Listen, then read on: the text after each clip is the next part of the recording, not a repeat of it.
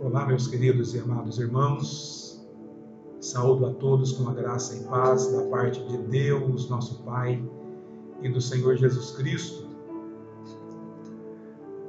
Quero compartilhar com vocês uma perspectiva teológica sobre o nosso dever de pregar a verdade cristã ao pecador, mesmo que seja por repetidas vezes, até que ele se converta e se entregue ao nosso Deus. E só para constatar a importância da repetição, os estudantes do hebraico bíblico, eles sabem, que a tese da repetição verbal é uma ferramenta importante, porque na tradição judaica, a incessante repetição é a maneira de como os judeus alcançam o sucesso na fixação do contexto, na fixação do aprendizado. E todos que estudam o hebraico, que vai para a leitura hebraica, que vai para os verbos hebraicos, precisa de repetição, de repetir e repetir e repetir e repetir.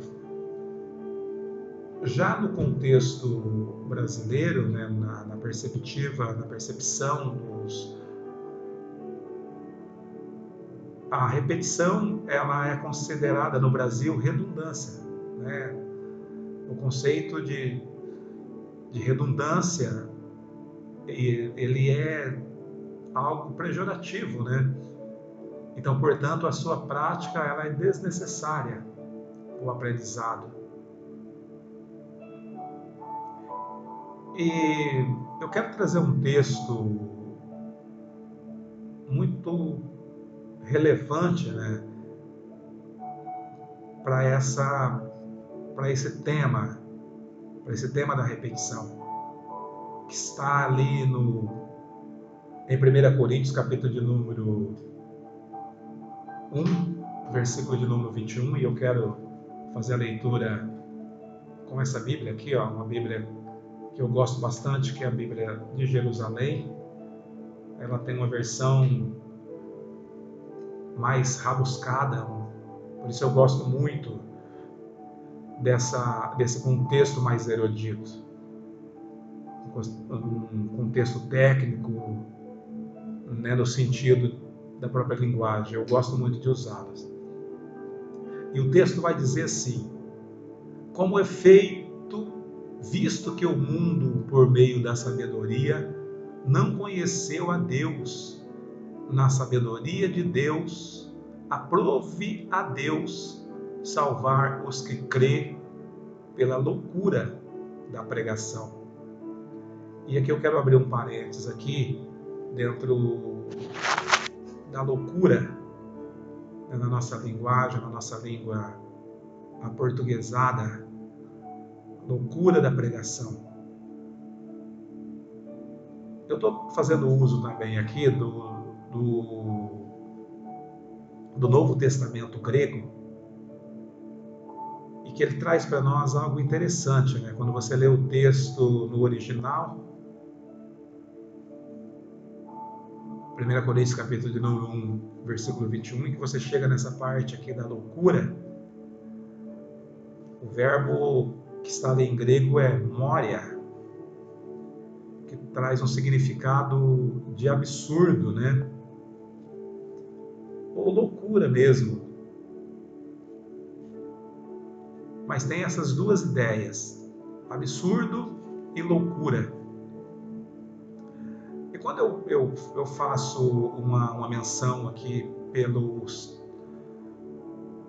pela Bíblia hebraica, e eu consigo me localizar dentro do contexto também do que é uma loucura, o significado, está relacionado ao Sehelut, dentro do hebraico. E o Sehelut significa incessante ou repetição. Então, a compreensão que eu tenho sobre o texto não é no sentido de loucura, de algo descontrolado. Não, muito pelo contrário. É um sentido de incessante, é um sentido de repetição. E para os gregos, né, isso é loucura, como para o brasileiro. A repetição verbal, ela é redundância. E para o grego também eles vão olhar como loucura. Você não se repete, né? Não se repete o contexto verbal. Não é repetitivo. Enquanto para os judeus é ênfase. Então a repetição textual para os judeus é ênfase. E é tão interessante que para essa visão, né, da pregação, o porquê que eles não quiseram, que eles rejeitaram de conhecer a Deus pela sabedoria de Deus. O povo antigo, eles rejeitaram esse conhecimento. Deus se manifestou, né, de forma clara, de maneira extremamente clara, através da racionalidade, através da sapiência. E rejeitaram, não quiseram render graças ao Senhor. Para ampliar aí nessa linha de raciocínio, eu quero fazer uso também de um texto que está em Romanos capítulo 1, versículo de número 19 ao 21. O texto vai dizer assim: porque o que se pode conhecer a Deus é manifesto entre eles, pois Deus assim o revelou. Sua realidade invisível, seu eterno poder e sua divindade tornou-se inteligível. Interessante esse texto. É interessante esse texto porque Deus, ele se manifesta, né, de uma certa forma para as pessoas antigas, para o mundo antigo, de uma forma, a sua divindade ela se torna inteligível, não tem como as pessoas dizer que não conheceu a Deus, porque o Senhor ele vai se manifestar para o ser humano dessas maneiras. E o texto vai continuar dizendo que desde a criação do mundo, ele vai se manifestar às criaturas, de sorte que não tem desculpa. Ninguém pode inventar uma desculpa que não conheceu a Deus. Porque o Senhor se manifestou de diversas maneiras ao povo, de diversas fórmulas o Senhor se manifestou ao ser humano na antiguidade, dando a eles a possibilidade de o conhecer. De que forma? Pela forma da sabedoria sapiencial, ou seja, pelo contexto da intelectualização. Deus assim se manifestou dessa maneira. E tem um texto muito importante para essa reflexão que está em Jeremias capítulo de número 10 e o versículo 12, que ele vai dizer o seguinte: com o seu poder ele fez a terra, e com a sua sapiência, ou seja, com a sua sabedoria, ele estabeleceu o universo, ou seja, o mundo, e por sua inteligência ele estendeu os céus. Então essas três perspectivas, o Senhor se fez conhecido. com o seu poder ele vai fazer a terra. E com a sua sapiência, com a sua intelectualidade, com o seu conceito científico, ele vai estabelecer o universo. O universo é criado, cientificamente, matematicamente, pelo Senhor. E por sua inteligência, ele vai estender os céus. Então, a inteligência, ela está relacionada ao contexto espiritual, porque ela é os céus que o representam, a inteligência. E dentro do mundo, do mundo ateísta, que parece ser bonito, as pessoas acham bonito ser ateus. Tem uma visão subjetiva, de um ateísta, por nome de Carl Sagan. Ele vai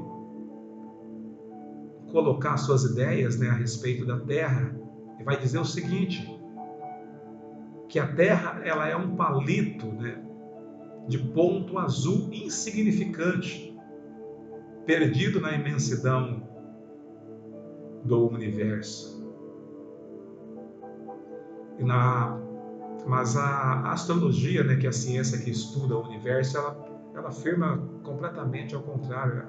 Ela vai afirmar que a Terra ela tem um papel especial e está posta no universo de forma estratégica. Segundo a astronomia, a Terra ela está matematicamente numa distância correta dos demais planetas, para que vidas possam existir nessa Via Láctea.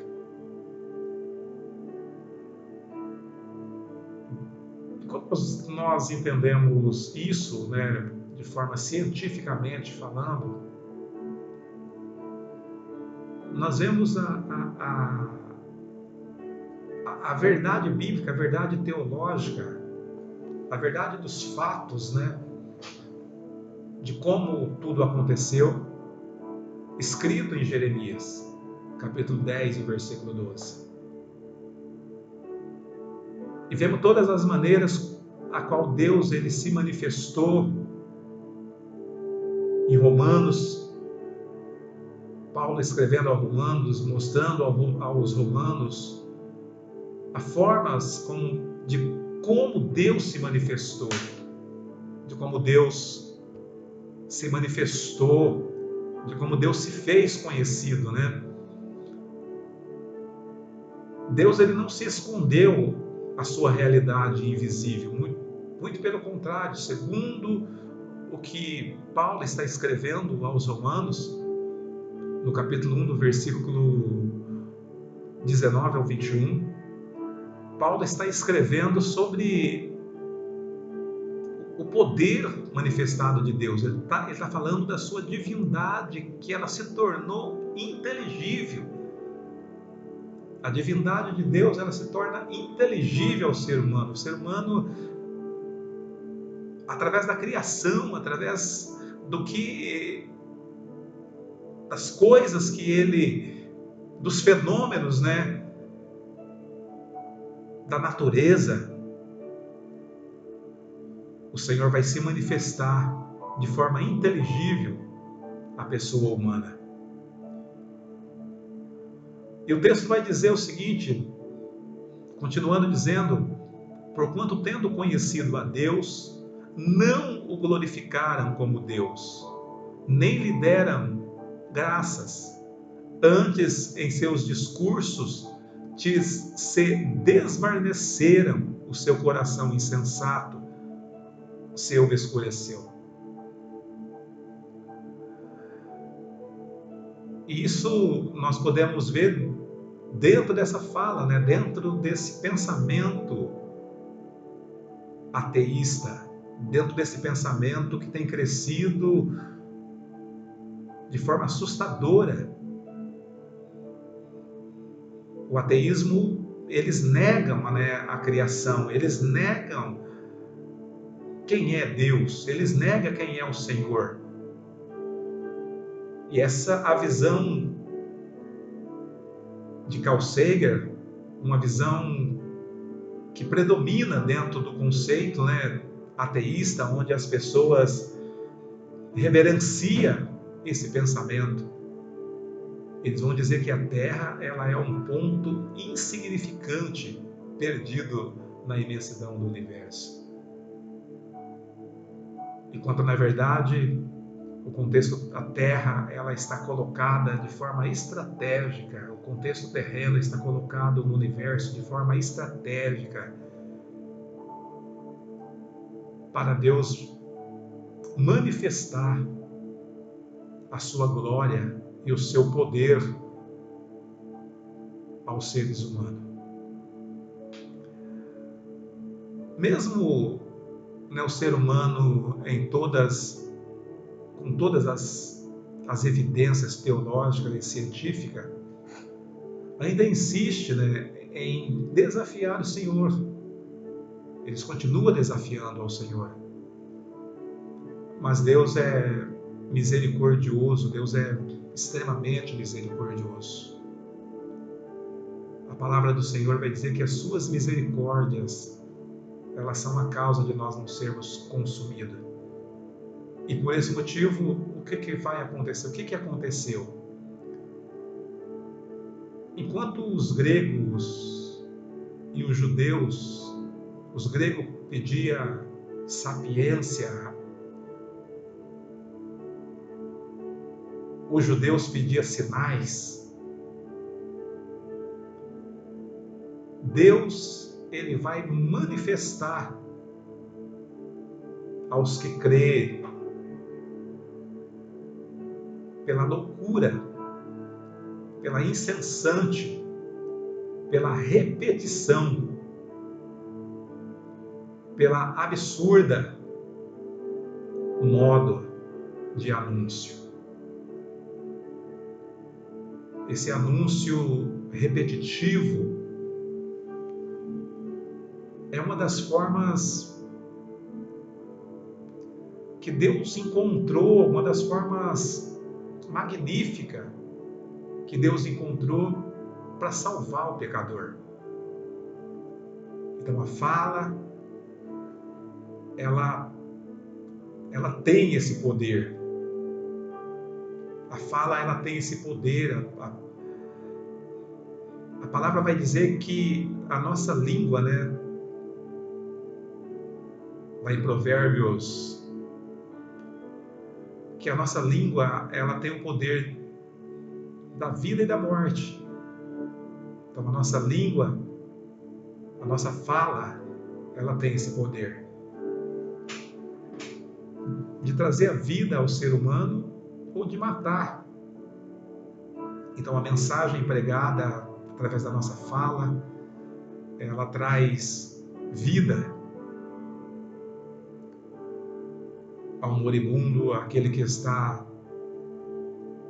distante de Deus, mesmo eles não querendo ouvir, mesmo eles rejeitando, nós devemos pregar, nós devemos continuar pregando essa palavra, nós devemos continuar pregando esse evangelho, nós devemos continuar pregando essa mensagem da cruz, essa mensagem cristocêntrica, essa mensagem cristã, essa mensagem que foi dada a nós, essa mensagem que foi trazida a nós, essa mensagem que salva e que liberta o homem da morte. Por meio do discurso, né, da pregação, o pregador ele deve alimentar, ele deve trazer o alimento, ele deve colocar o alimento, ele deve entregar o alimento. tanto à criança, tanto ao insensato,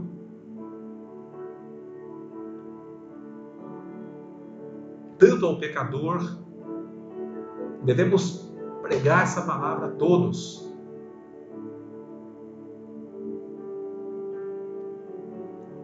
Em Eclesiastes, capítulo de número 12, e o versículo de número 10, 9 e 10, nós vamos encontrar algo ali muito importante para o pregador, para nós pregadores da palavra de Deus.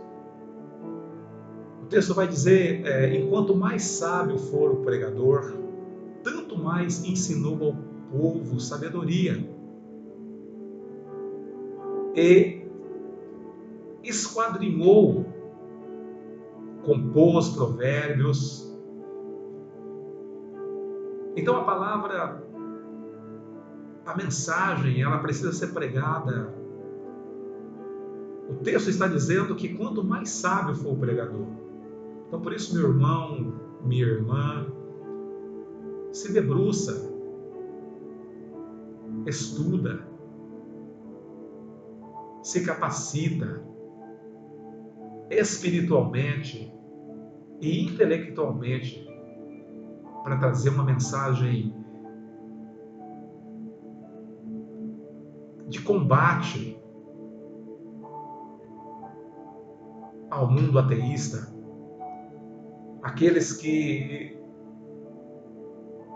têm a palavra, aqueles que têm o pensamento nas mídias, e que através desses pensamentos eles levam muitas pessoas, eles arrebatam muitos jovens, muitas pessoas, principalmente nas universidades. Esse pensamento ateísta, eles destrói a vida daqueles jovens que adentram dentro das universidades. E nós, como cristãos, nós como pregadores da palavra de Deus, nós temos que ter a mensagem de confronto, a mensagem de ensino verdadeiramente a essas pessoas. Devemos ter acessibilidade, nós temos que ter acessibilidade da palavra de Deus a essas pessoas que estão sendo bombardeadas pelos conceitos e pensamentos ateístas. Então a mensagem, ela tem que ter esse viés. O pregador precisa ter esse viés. Quanto mais sábio for o pregador, tanto mais ele vai ensinar sabedoria ao povo. O povo vai ser sábio, o povo vai ser... E a sabedoria, ela é tão interessante quando nós olhamos para os contextos originais. O que é sabedoria? A sabedoria dentro do hebraico é o Rahemá. Rahemá significa uma sabedoria, um controle emocional e racionalidade intelectual. Esses dois conceitos estão fundamentados na Rahemá, na sabedoria, e na Sofia, no grego. Então as pessoas que nos ouvem, elas precisam de se fundamentar no controle emocional. Nós precisamos ensinar os nossos irmãos a ter controle emocional. Porque através do controle emocional, através da sabedoria emocional, o ser humano vai conseguir acessar a sabedoria racional. E consequência disso, ele vai viver a inteligência espiritual.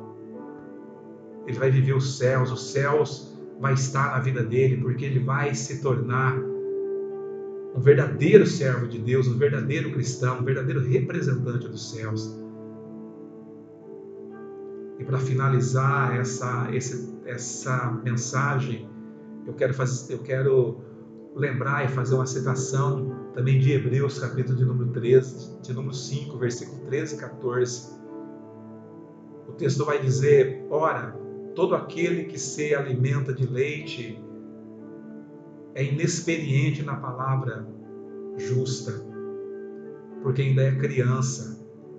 Mas o alimento sólido é para os adultos e para aqueles que pela prática têm as suas faculdades exercitadas para discernir não somente o bem, mas também o mal. Essa é a verdade da palavra de Deus, essa é o contexto da palavra de Deus dentro desse sentido da pregação que nós temos que fazer, da incessante pregação. Não uma pregação louca, no sentido de loucura, no sentido de pessoas desequilibradas. Nós não somos desequilibrados. O texto ele traz para nós aqui no sentido de repetitividade, no sentido de incessante dentro do pensamento judaico. O pensamento grego, sim, que para os gregos a pregação ela é loucura e absurdo. Como para o brasileiro, as repetições ela é redundância. Que possamos insistir na pregação, insistir na mensagem cristocêntrica, mesmo que as pessoas não queiram nos ouvir, nós devemos insistir na pregação, porque através da mensagem, é através da pregação que o mundo, aqueles que crerem, serão impactados. Amém? Fica aqui essa reflexão. Que Deus assim o abençoe a todos que vão assistir essa mensagem. Em nome de Jesus.